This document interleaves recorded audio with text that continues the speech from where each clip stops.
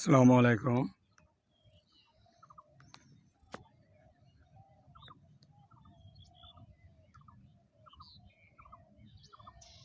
এটা সৈয়দাবাদের সাইডে একটা বিলের মতো হয়েছে।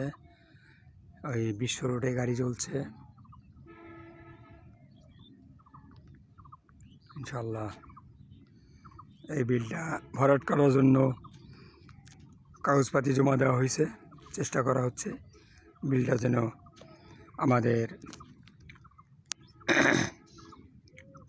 প্রধান উপদেষ্টা ডক্টর ইউনূস সাহেব যেন একটা নজর দেয় এবং যমুনা নদীর যে ড্রেজিং হয় ওই ড্রেজিংয়ের বালুটা যেন এখানে এনে ফেলাইলে অনেক গরিব লোক আছে যাদের জায়গা জমিন ভেঙে এই পানিতে রয়ে গেছে, এটা উঠে গেলে অনেক লোক বাড়িঘর তুলতে পারবে।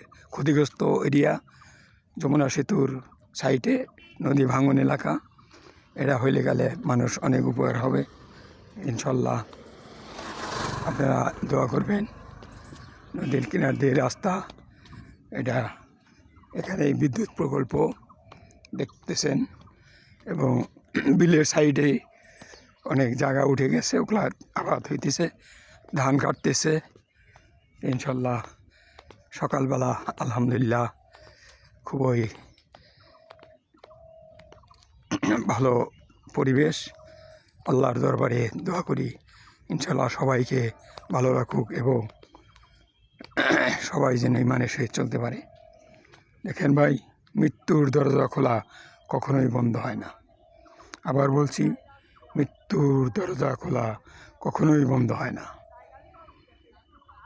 যত যাই চালাক চতুরি যত কিছু আমরা করি, শেষে মাটির বিছানা ইনশাল্লাহ। আল্লাহর হুকুমে দুনিয়া আসছি, আল্লাহর হুকুমে দুনিয়া থেকে বিদায় হওয়া লাগবে।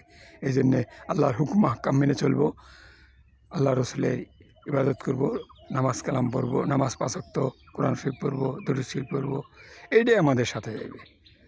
এই বলে আমার কথা শেষ করছি। আসসালামু আলাইকুম ওয়া রাহমাতুল্লাহ ওয়া বারাকাতুহু।